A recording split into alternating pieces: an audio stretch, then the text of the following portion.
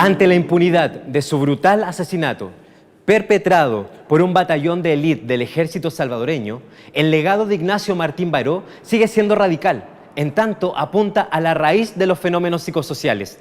Advertía que una psicología pretendidamente liberadora tendría que avanzar hacia la construcción de una epistemología que se aleje del positivismo y del hedonismo como presupuestos de la naturaleza humana. Martín Baró nos retaba a construir una nueva praxis de la psicología, trabajando a la par de los empobrecidos, de las empobrecidas, los oprimidos, oprimidas, los explotados, o como decía Marx, asumiendo la sublime tarea de derribar todas las relaciones sociales en que el ser humano es un ser rebajado, humillado y abandonado. Su perspectiva implica necesariamente un compromiso situado, crítico. La psicología de la liberación, como horizonte ético y político, es, desde esta perspectiva, necesariamente práctica, retomando aquella tesis de Marx que famosamente indicaba, refiriéndose a la filosofía, que al mundo no solo hay que conocerlo, sino que transformarlo también. Martín Baró invitaba a hacerlo de forma colectiva y organizada, y en interlocución histórica con los sectores populares. Mucho del trabajo de la psicología de la liberación se elaboró en respuesta a la crisis de la psicología social de los años 70, pero también agudamente con lo ocurrido en América Latina. Este periodo puede resumirse en función de tres problemas. Uno, la falta de relevancia social. La psicología social no parecía estar produciendo conocimiento dirigido a los problemas sociales, ni en las sociedades en que se desarrollaba, ni en otros lugares. Dos, un contexto de descubrimiento localista, combinado con una pretensión de validez universal. La psicología social dependía de investigaciones con poblaciones selectivas en escenarios artificiales, especialmente con estudiantes de licenciatura en experimentos formales. No obstante, intentaba sugerir principios generales de la psicología social que pudieran aplicarse a cualquier ser humano en todo contexto. 3. La imitación de la neutralidad científica significó una negación de la dimensión moral.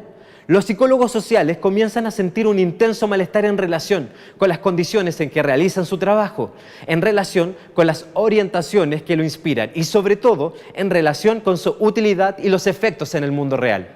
Comienzan a preguntarse a quién sirve y para qué sirve su quehacer, y han acumulado ya suficiente experiencia como para haber constatado que ciertas explicaciones teóricas asumidas como el modo apropiado de comprender y aprehender la realidad no producen respuestas, o bien las que dan son totalmente irrelevantes, o simplemente no funcionan o no sirven. Un tema clave en el pensamiento de la liberación consiste en que la liberación no es una cosa y no puede ser localizada en un momento determinado. Tampoco se trata de una concesión, sino que es un movimiento y una serie de procesos. Tiene sus orígenes en la interacción entre dos tipos de agentes o activistas: los agentes catalíticos externos, que pueden incluir a psicólogos o psicólogas comunitarios, y las propias personas o los propios grupos oprimidos y oprimidas. Esta noción latinoamericana de la liberación propone una alianza estratégica entre estos dos sectores.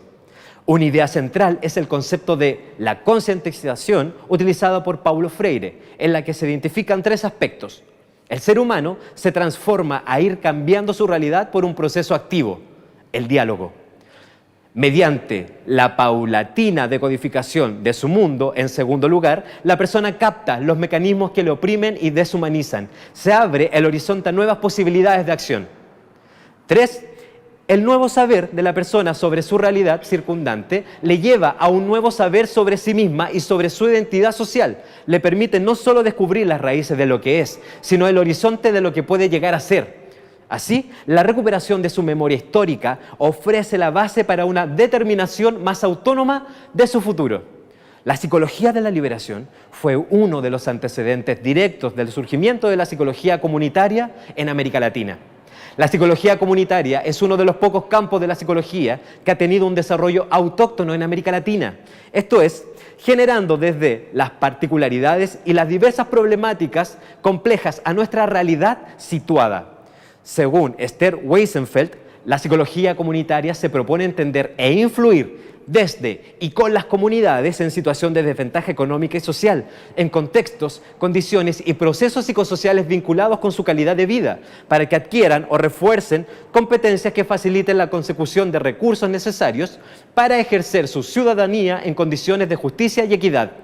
Mientras que otros autores como Burton y Kagan nos lo definen como un campo de la psicología que se preocupa de cómo las personas sienten, piensan, experimentan y actúan mientras trabajan juntas, resistiendo a la opresión y luchando por crear un mundo mejor.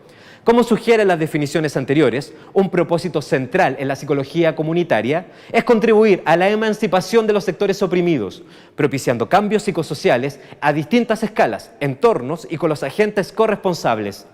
Estas orientaciones aspiran a contribuir a reducir la inequidad y nutrir el desarrollo teórico y metodológico con base en tales prácticas y retroalimentarlas con los conocimientos generados.